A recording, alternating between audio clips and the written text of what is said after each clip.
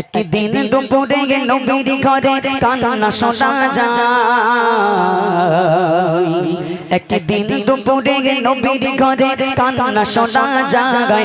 আম্মা খাদিজা কাঁদছে কেন পগড়িয়া সিজদায়। আম্মা খাদিজা কাঁদছে কেন পগড়িয়া সিজদায়। একদিন দুপুরে নবীর ঘরে কান্না শোনা যায়। একদিন দুপুরে নবীর ঘরে কান্না শোনা যায়। আম্মা খাদিজা কাঁদছে কেন পগড়িয়া সিজদায়। আম্মা খাদিজা কাঁদছে কেন পগড়িয়া সিজদায়। মা ফাতেমা ছুটে নবীর দাঁড়িয়ে যায়।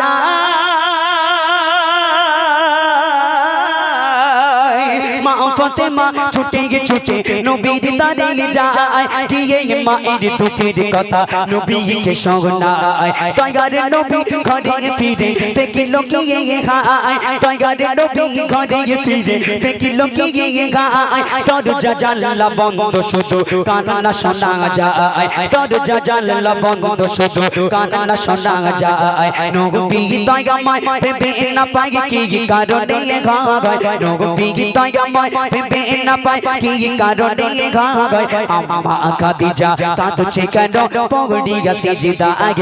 আম্মা খাদিজা কাঁদছে কেন পগড়িয়া সিজদায়। চাপতে হবে। আম্মা খাদিজা সেজদায় পড়ে কাঁদছে। মা ফাতেমা ছুটে নবীর কাছে গিয়ে বলছে, ইয়া রাসূলুল্লাহ, আম্মা সেজদায় পড়ে কাঁদছে। কেন কাঁদছে আমি জানি না, ইয়া রাসূলুল্লাহ আপনি একটু গিয়ে দেখুন আম্মার কি হয়েছে। নবী আমার গুটি গুটি পায় দরজার কাছে টোকা দিচ্ছে। খাদিজা কি হলো তোমার, কাঁদো কেন?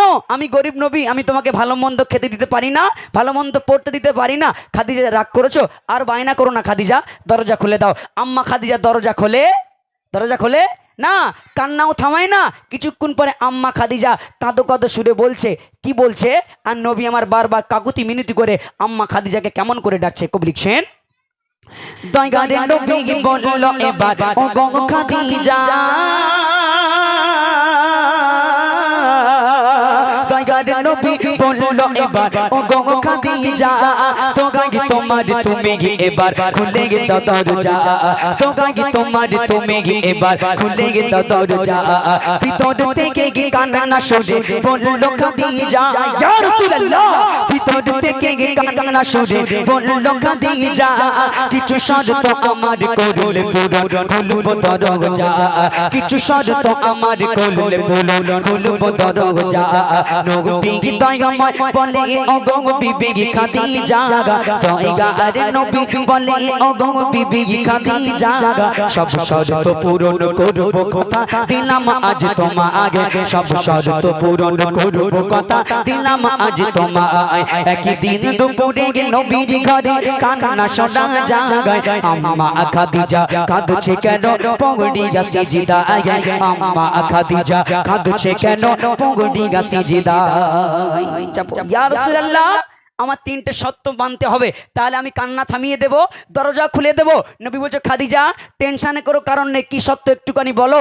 আম্মা খাদিজা দরজা খোলে নে, ভিতর থেকে শর্ত দিচ্ছে। নবী আমার দরজার বাইরে দাঁড়িয়ে আছে। আম্মা খাদিজা সেজদা থেকে মাথা তুললো, কাঁদো শুনে নবীকে শর্ত দিচ্ছে। প্রথম শর্ত শুনবে একটু, প্রথম শর্ত কি শুনবে?